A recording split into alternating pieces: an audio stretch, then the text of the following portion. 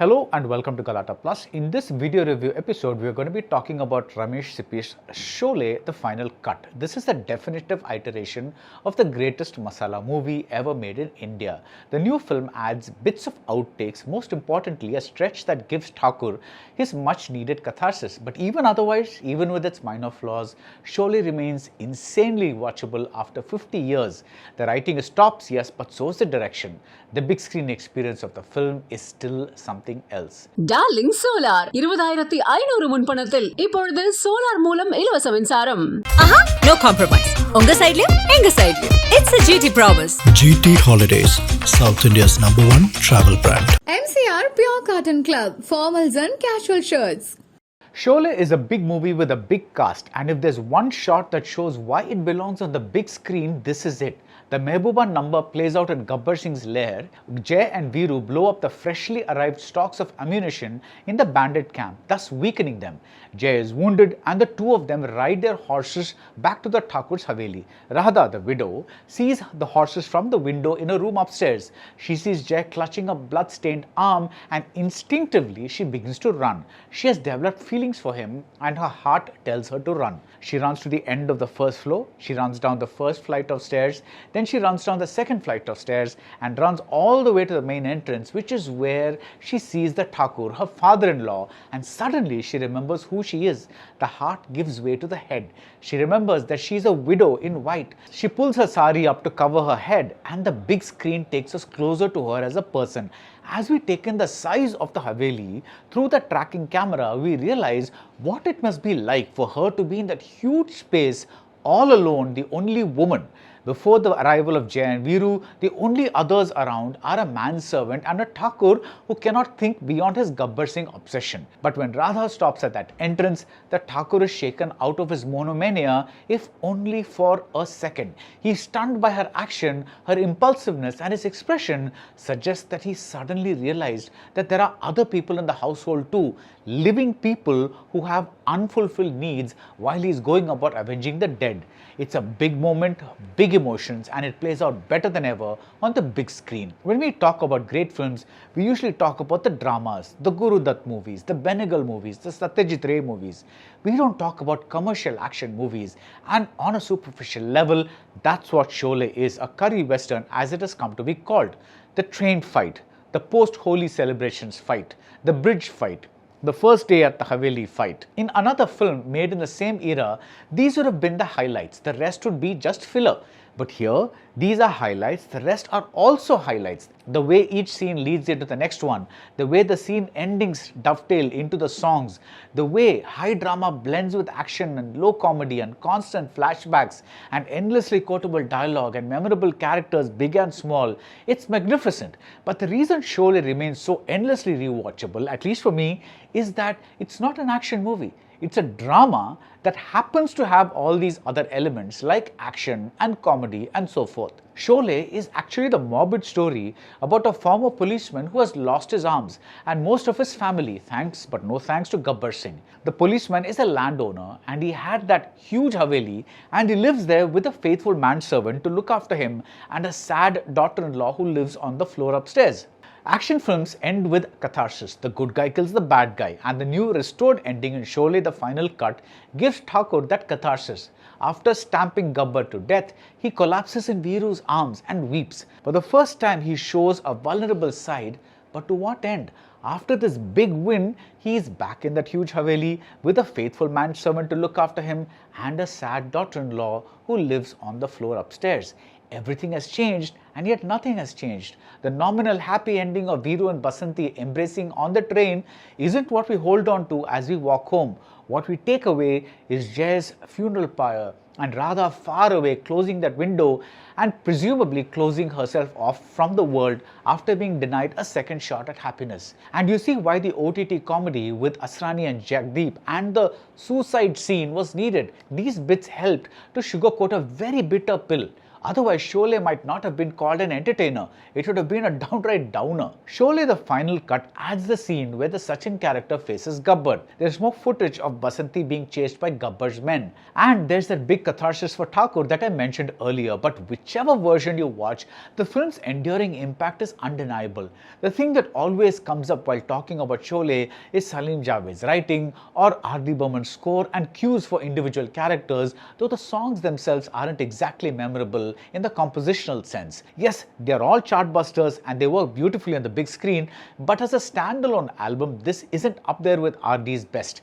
That very year, the great composer underdelivered with another great film, Divo. Anyway, back to why Sholay is memorable. It's essentially Ramesh Sippy's direction, aided by Dwarka Divecha's cinematography. I don't know of another commercial mainstream movie that has been staged so magnificently until that point. If Salim Javed wrote long scenes, Ramesh Sippy allows these scenes to breathe.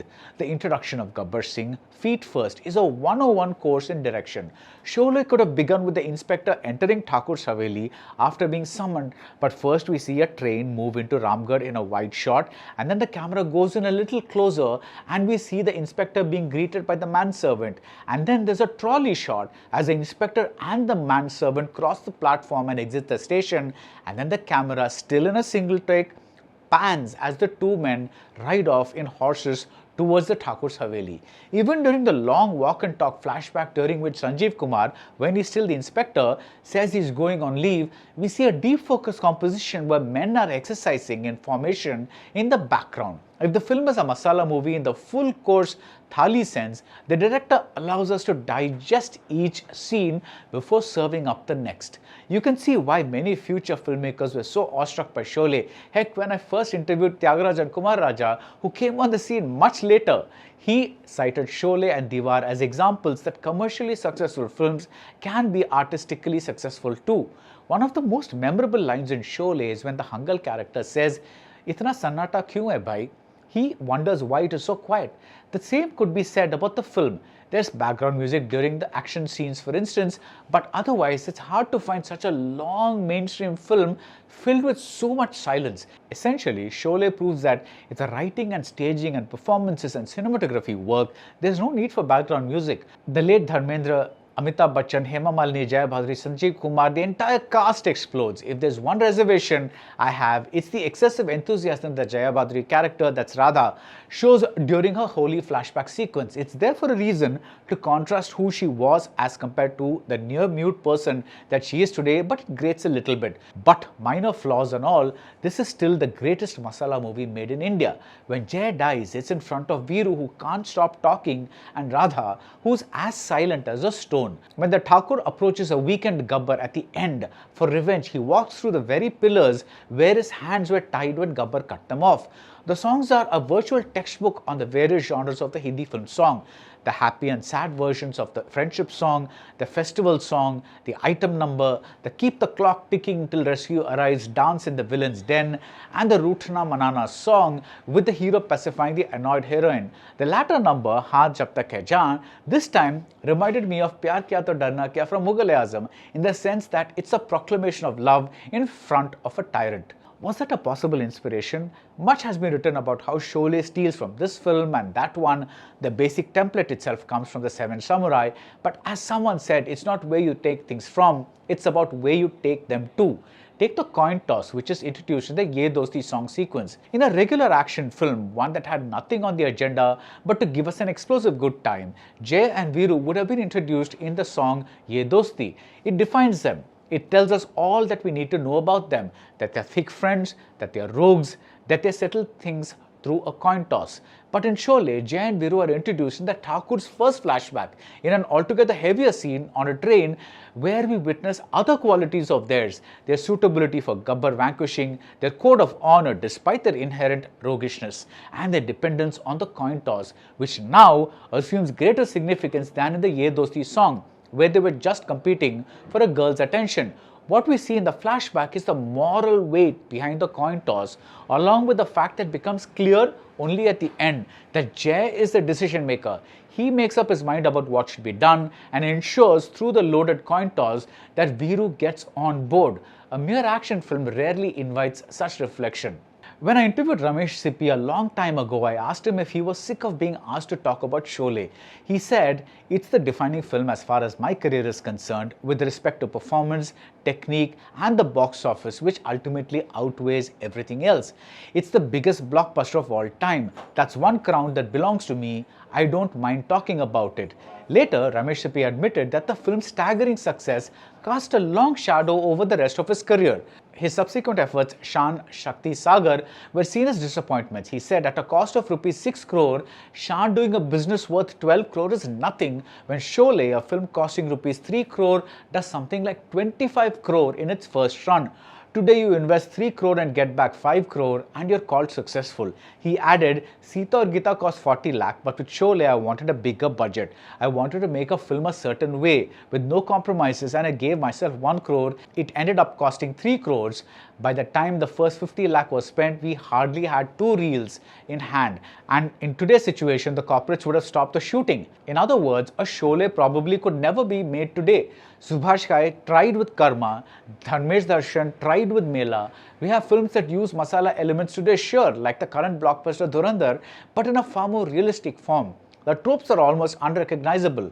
Maybe we can label these films as neo masala, but Sholay remains what it is, a great movie and yes, the greatest masala movie made in India. That's it about Sholay, the final cut. If you like this video review, do subscribe to Galatta Plus and see you soon at the movies. Darling Solar 20500 முன்பணத்தில் இப்பொழுது solar மூலம் இலவச மின்சாரம்.